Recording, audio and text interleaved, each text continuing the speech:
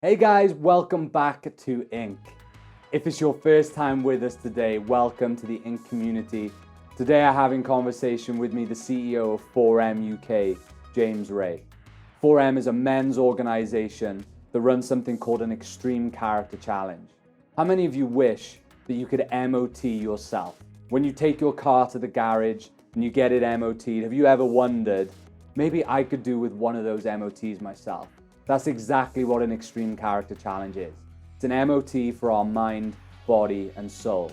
Today we'll be exploring what it truly means to be a man. So watch this conversation as we explore what true masculinity is.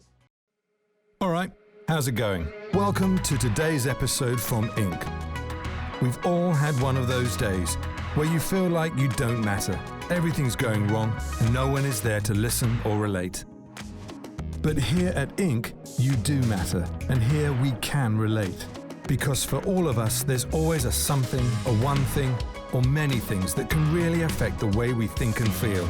We hope that today's conversation brings a little bit of hope to your day. And do make sure to stay connected by subscribing to the channel.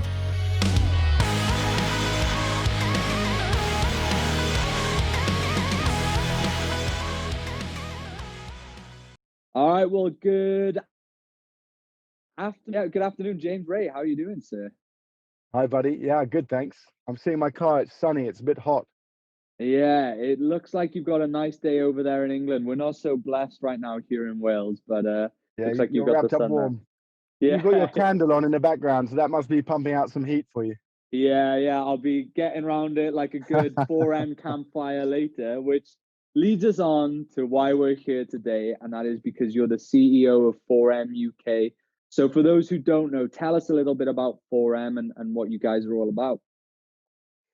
So we run these things called extreme character challenges, where we basically take men away into the wilderness, and we call them mind, body, soul adventures. They're a bit hard to explain really what they are.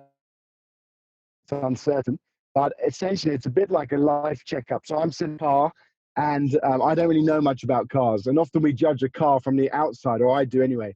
I know what little badges mean. I know what colors and shapes mean. So I judge a car generally on what grade badge it has and what shape it is. And the more it looks like an expensive car, the more I learn about the badge and the shape. But really, we're a bit like as humans, and especially as men, often we look on the outside and think, well, that kind of guy is like this or like this or like this.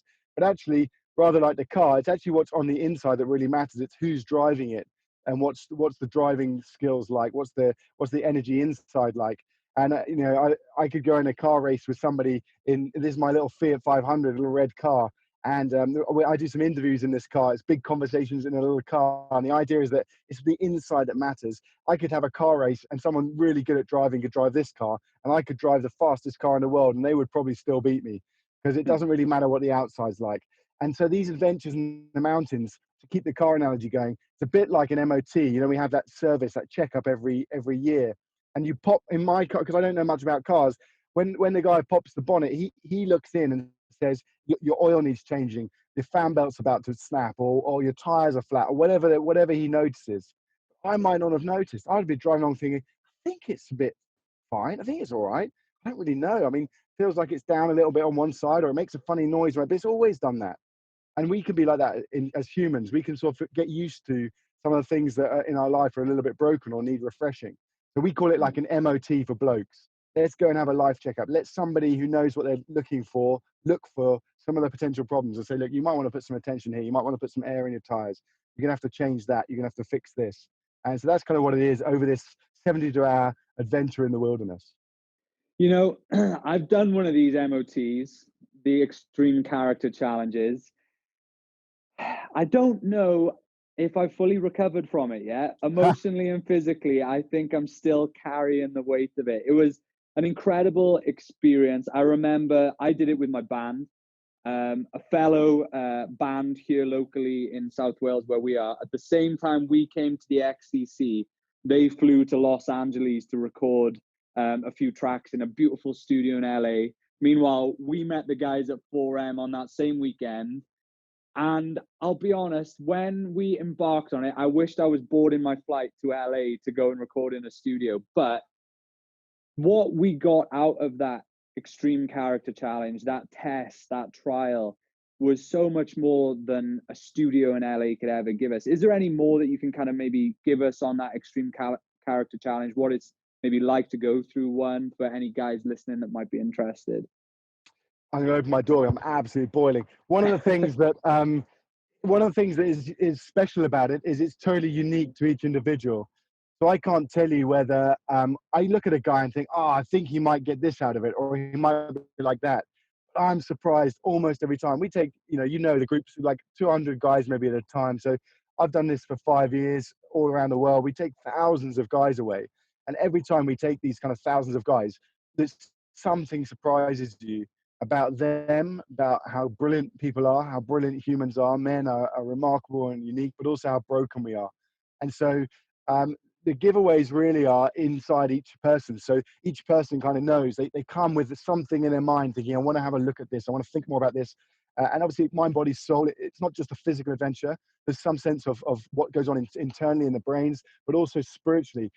Is there more to life than this? We ask some big questions. What's the point? What's it all about? And I think a lot of that, people at different stages, even people you think have got some of those answers tied down, locked up, actually, then when you open the question again, people are seeing things again from a new perspective, new ways of seeing things. So that's what it is, really. All what I do know is that it works. We get like masses of positive feedback, and it's very, very rare. Out of thousands of guys, maybe one or two have said, oh, I didn't really get anything out of that. But thousands say it was really powerful experience. And or many like you say, I'm still processing some of the stuff I learned from just 4 days. Can't believe it.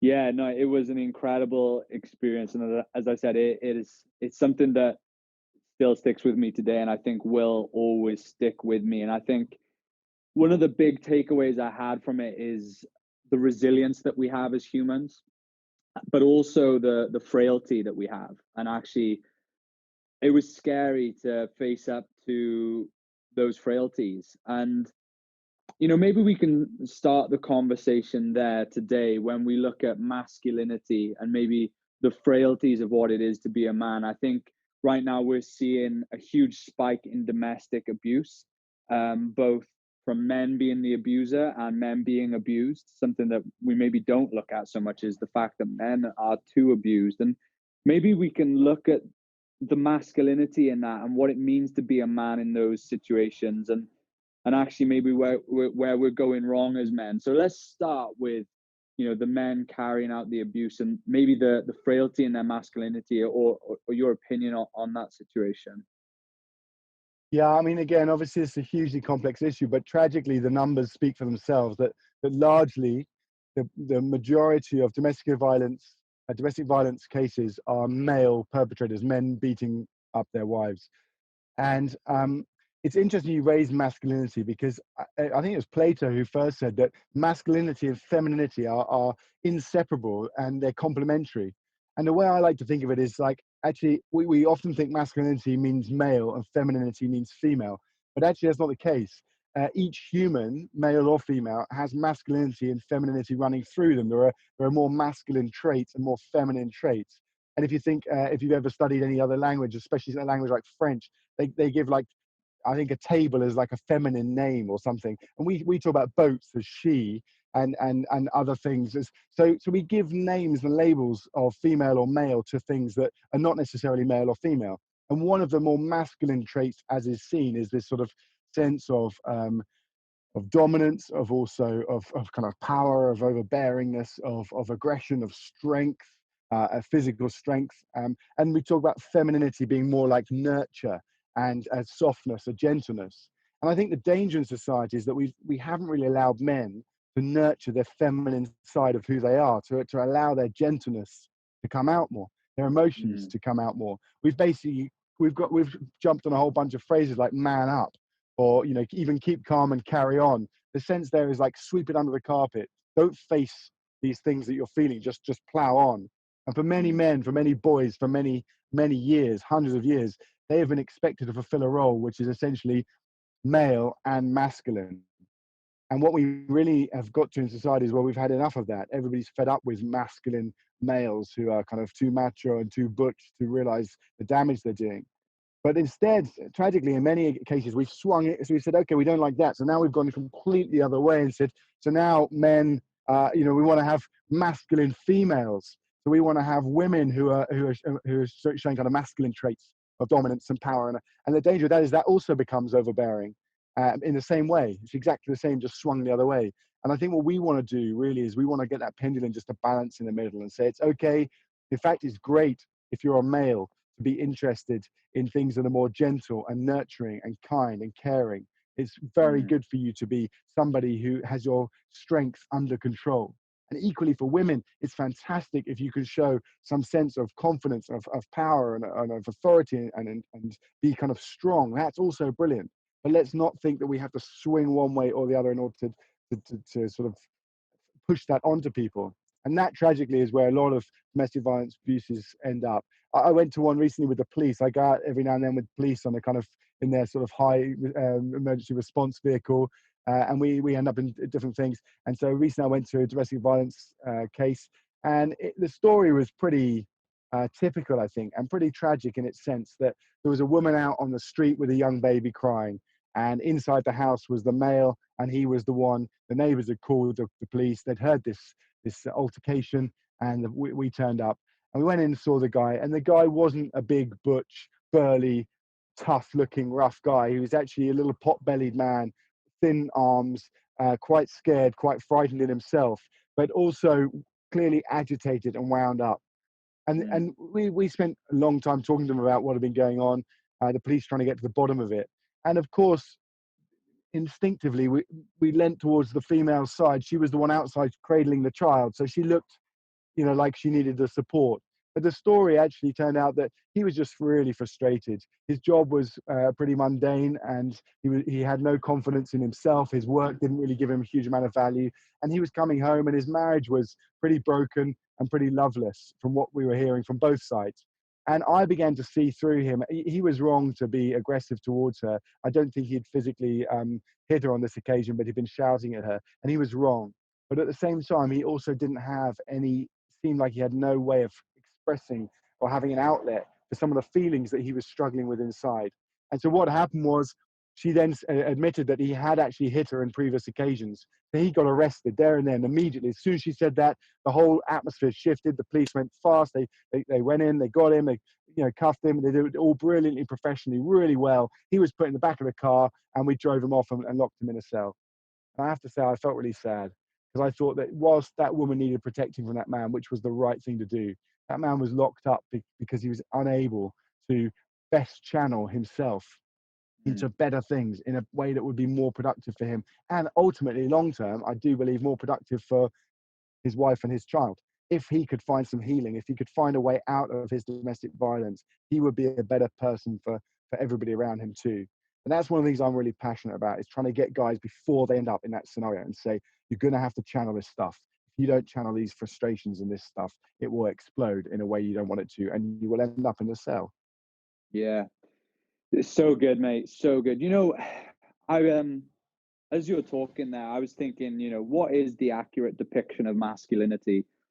And I was actually reminded of a Netflix show, Messiah, and it's about Jesus, and it's like this modern day depiction of what it would look like if Jesus was walking among us now. And I don't want to bore too many people if Jesus and God isn't your thing, but there's this remarkable moment of masculinity in this show where I think it's the CIA or the FBI are trying to show the world that he's not the Messiah, that they're actually trying to show his weaknesses and how he's just like every other guy. And if you put sex in front of him, he's just going to cave. So they send this prostitute to his hotel room.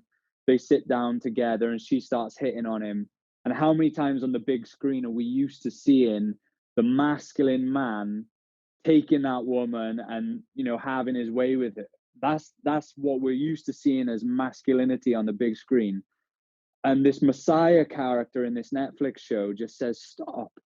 You are so beautiful. Like, you are loved. I love you. And he doesn't touch her.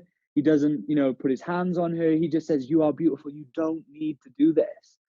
And I was just like, gosh, that is masculinity. It's not about the guy being ravenous or aggressive, but actually it's about holding everyone in society up. A real man is going to hold up everyone in society and champion everyone in society, and be the voice for the broken, and in this scene treasure that woman and tell her she's beautiful. And I was just like, gosh, that is channeling what it is to have power as a man. That is channeling and just channeling masculinity. And I just thought it was an amazing picture. I just couldn't help but share that when we were talking about Well, you're masculinity. spot on as well, because the thinking, the psychological thinking in the theory is that one of the primary traits of masculinity is empowering of others. And if you think about the father role, children, girls and boys want their dad to do is affirm in them that you are who you are. So you know, there's those like, you're a man, my son, or you're a beautiful daughter, you're fantastic, you're bright, you're brilliant, you're a handsome man, you're a brave girl, you're a beautiful girl. All of these things, they can be neutral. It's not about affirming sort of traits that society wants to wrestle with. It's about affirming, just affirming and empowering. And how empowering that affirmation is. So if femininity is often summarized as nurture, which is a beautiful thing, let's not belittle the nurturing. It's so important that we're nurtured. Many of us men, when we get really upset, we just want someone to hug us and nurture us, even if we don't actually do that. But it's kind of like mummy crying for their mummy. But equally, crying for daddy is about saying, am I who I think I am? Who am I? Can you affirm who I am? And so that word empowering, it takes power to the next level. Like I can grab power, I can take power for myself, but I'll be remembered mostly as a tyrant. If I take power and then share it or give it, if I have power and then I empower others, I'll be remembered as a hero, as a champion. And I think if there's any guys out there watching and wondering how you can direct yourself at these times, how about thinking, how could you empower the people around you? Who do you know who you could bring out the best in? So do you work with that guy instead of mocking him when he mucks up? Could you say, how could I make him better at his job? If you've got children, how could you make them the best? How could you make sure that when you're training them, teaching them, playing with them, mucking about, that they succeed and thrive? Not talking about letting them win and being soft in the sense of like, oh, anything you want. That's caving in. But you're empowering by saying, I'm going to teach you, I'm going to give you what you need to thrive, like you would feed a plant and let it grow.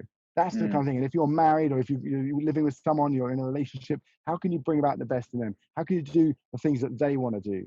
And that is true masculinity, because it shows great power, because that's strength under control. It's using my strength to say, I'm going to use it to best serve you, not me. So good, mate. So good. So when we look at that area of domestic violence, so often we just look at the man as the abuser. But what about when we flip that? And what about when men are unfortunately the victim of domestic abuse? What encouragement can we give guys that are in that? What help can we show them if they're stuck in that cycle? Yeah, that's a great question. And it is a really important issue that we do address, because we mustn't assume that it only ever happens one way.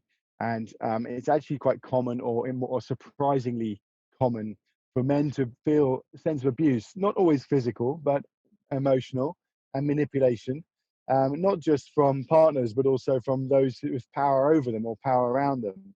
And for you guys out there, it can be a really difficult thing to accept, because it can feel a little bit like you've had some of who you're supposed to be stripped away from you. It's like someone's pulled that out from under you. But you mustn't believe that lie. Other people abuse people, hurt people, hurt people.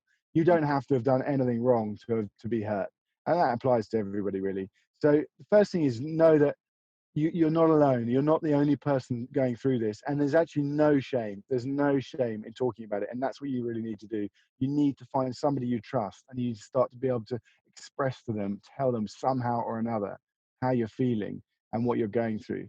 Because hoping it will go away, burying your head in the sand, any of those kind of tactics, they're not likely to have a long-term sustainable outcome. And the tragedy that this issue links to often is that our mental health and our mental well-being, again, not necessarily physical. It's not necessarily common that guys feel physically overwhelmed by scenarios, although that does happen, of course. But it's very common that guys feel mentally overwhelmed. And so this issue then sort of speaks into another of our mental well-being, our mental health. And it can be really oppressive to sit under that kind of sense of powerlessness and also abuse. And so you really do need to speak. All of us need to speak openly about how we're feeling in our minds as well as our bodies. And so for you guys, again, just you need to reach out to somebody you trust and just start to ask questions. There's all sorts of organizations out there that can really help you in these moments, but maybe the easiest thing would be for you to call somebody you trust and love and just say, I'm having a really difficult time and I want to tell you about it. I need to tell you something.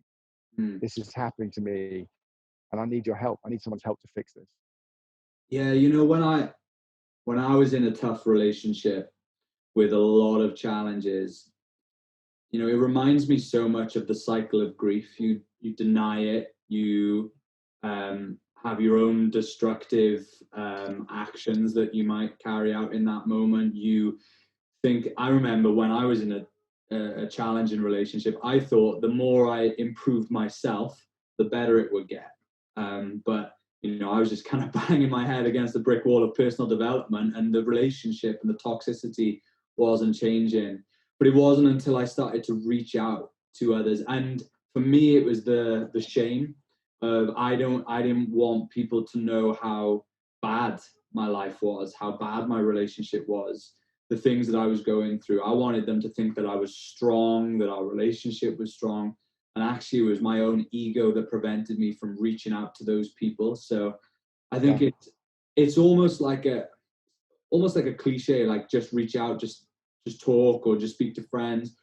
But truthfully, it's where the healing begins, and there's still more to come after that. But by just opening up to friends, by just having outlets of mates that you can rely on and trust with what you're going through, is such a vital cog in the healing mechanism towards really, a better life, so that's great. Yeah. And you're a great example for this, Nathan. Anyone watching, it's good you're watching this. It's good you're connecting with this or listening to it, because this is exactly what Nathan's ambition is. But also for us, when we take guys away on these extreme character challenges, sometimes the extreme character challenge is actually at home.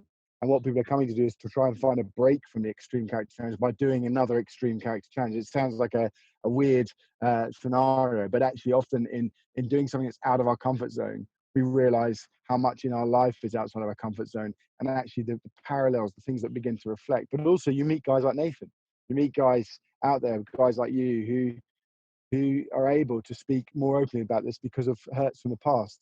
And it's a beautiful thing, and we don't always see it in humans, but it's true, especially again in men, that we connect in weakness. I think sometimes we think we connect in strength. Often we try and present the best of us. Again, I'm in my car. Sometimes cars become like status symbols, and we use them like that. And we say, look, I must be doing well because look at my car. And actually, it's a silly analogy, really, because anybody can get a good car. I mean, you just borrow a lot of money. I don't recommend you do it, but you just borrow a lot of money, buy a really good car, and what, your life's fixed? Now you're some hero? It's not true. And actually, the idea that what we look like on the outside reflects what we are on the inside is just not true. And so each of us needs to think about that more carefully and think, how am I going to find out who I really am, and how am I going to engage with that as a real person? And this sort of external stuff, the fluff on the outside, it can become such a distraction. And often when you meet people and they have these nice things, they present them to you, and it's so off-putting. And actually then other people who come and just are interested in you, or just share a conversation with you about some things that aren't going well, we tend to connect with those people really well. We connect in that weakness. And so I don't know if you've ever had that experience, but when someone tells you something that is vulnerable about them, or caring or needy, and again, Nathan, you're good at this, really good at this, and it helps us like you, because you just think, this guy's not a threat to me. He's not trying to prove that I'm wrong and he's right. He's not trying to sort of dominate over me or put power on top of me. He's just trying to help me get along with my life. And so I think it shines through. And again, it's a beautiful human trait when we connect in weakness. Yeah, I'll never forget being on tour in America, and I think we had a day off in Nashville, and we step off the bus, we go for dinner. And when you're in one of those environments, there's all this male bravado, the whole time on the tour bus, you're trying to one-up each other on the jokes and who's the funniest and who can do the most push-ups and stuff. And I never forget this moment where one of the guys was just out of nowhere, I'm really, really struggling with anxiety and depression when I'm off tour. And I'm just like, and even today, when I think back to the tour and the bravado and the banter, that moment sticks out most as being a real moment of connection between myself and that guy. And actually a moment where I was like, that guy he's a man, he's man enough to share that with me. And I'm connecting with him in that. And, we've even had conversations further on that very thing, just because he was willing to show his weakness, and then we made that connection in that weakness. I think it's so good. I think men, in our friendships and in our relationships, we can really get such deep relationships if we're just honest and vulnerable, and I love it. Yeah, I appreciate it. absolutely. Yeah, it's totally true. The XCC and the Extreme Character Challenge, guys, if you're watching this, it was a life-changing moment for me. It was right in the middle of that challenging relationship that I talked about. And I remember being on the XCC and thinking, this is the catalyst for change. This is going to be the moment of change in that relationship. And it was. The relationship got worse and ended, but it changed my life. And I still carry the physical and emotional scars that are positive from that Extreme Character Challenge that have really given me a foundation. James, I wonder if we can just quickly hit some foundations for men, because I feel like, as you said, if the foundation is the car we drive and we've just got a big loan to pay for that, then that's a foundation that's just going to fall when the going gets tough. What are some foundational things that men can put in their lives so that when the going gets tough, they can stand firm on those foundations? A great question. I think it's a really important one, especially these times. And what we've done, our extreme character challenges are outside. They're generally in the wild mountains or wilderness, whatever. And then suddenly we had this lockdown experience recently, and we were hit with COVID. And globally, the whole world shut down. And I began to think this exact question. So what's at the core of what we're going to need right now in our lockdown environment? And we've developed something called XCC Remote, which is basically the XCC experience on lockdown in your home. Because effectively you need three things. You need to develop and strengthen and feed your mind, body, and soul. And we are basically made up of mind, body, spirit. And some people try to argue a little bit on the spirit end, but we'll get to that in a second. Nobody argues the physical. So we are physical beings. And the governments of most countries have all said, you've got to go out for exercise. One thing you can do is go out for exercise on your own, but you must exercise, because they know that sitting around sedentary lifestyle is not good for our mind. We have to engage our bodies. So if you're struggling in your mind, engage your body. It's a weird thing. If you're struggling with your body, engage your mind. If you're becoming totally body focused, think about other things that are deeper than just the physical. So those two have a really beautiful relationship. But also the mind thing is also about moral. There's been a huge spike in internet pornography and also alcoholism and domestic violence and suicide, and mental and instability and lack of mental health at this time, because our minds really struggle. They need feeding. So how do you feed your mind? You put into your mind values and structures, and also practices of thought that ask a lot of questions, that look to others, that listen and read and research and find out. And that's how your mind opens up and grows. But finally, your spirit, your soul, that's the bit of you that connects with others deep down, where you can't explain things. That's the bit in the film that makes you cry because you're not sure why you're crying, but something's moving you, touching you. But also that's the bit that connects with God. Whether you believe in God or not, the research shows that feeding your soul, feeding your spirit is good for you. And I would argue, and from experience thousands of times, if you go out into a big space and ask big questions and allow your spirit, your soul, your inner person just to be open to answers, you will find some remarkable things happen. So right now, if you're struggling, try and focus on how you can feed your mind, body, and soul. Do it really intentionally. Don't make something up, just like you wouldn't make up an exercise routine if you know nothing about exercise. Don't make stuff up. Just follow some patterns of things that are there for you. There's courses out there like the Alpha course, really good for asking questions. Nathan will know stacks of other stuff. But also our extreme character challenges. If you're struggling and you want something at home to give you a focus for mind, body, soul, then have a look on our website and sign up. Yeah, and we'll link to it as well. I'm a graduate of the XCC. I believe in it. I'm still, as I said, healing from it, but it was an incredible time, and just can't recommend it enough. So, James, thank you so much, man. I appreciate you joining us today, and hopefully see you soon on one of those XCCs again in the future. Come on, buddy. Thanks, my friend. It's a real honor, and thanks for inviting me to talk. It's such a great time to connect with you, but also with your audience who, listening to these things must be really good for them. So well done for you. Yeah, thank you, mate. Have a good day. I hope you guys enjoyed that conversation. My big takeaway from that is masculinity should be about empowering others. We seem to have it warped where we think that being masculine is taking power for ourselves. But in reality, masculinity should be empowering and lifting up others in our community. When I look at the world today, I see such a drastic issue with power. We see people trying to hold on tight to power without wanting to give it away to people that don't look or sound like them. But see, true masculinity holds up others. True masculinity gives power to those that need it. True masculinity gives hope to the hopeless. I'm no expert, but I feel like if we were all prepared to give up our power, to give power to someone else, to uphold and lift up other people that aren't as fortunate as us, then maybe this world would be a better place. So men, I want to challenge you. Let's give up some of our power. Let's empower others. Let's celebrate other people's success. Let's push people further than we could ever dream of going ourselves. Let's be men that lift up others. Have a great day. Hi, you still watching? You must have something better to do by now. Seriously though, thanks so much for watching today's episode from Inc. Remember, we all have those days where you feel like you don't matter. Everything's going wrong and no one is there to listen or relate. But here at Inc., you do matter. Remember, here you're included in something. You're part of a community where you are included. We want to inspire your future and bring a little bit of hope to your day. And before we wrap up, please do subscribe and stay connected to Inc. so we can continue to give you content that delivers a little bit of hope. See ya.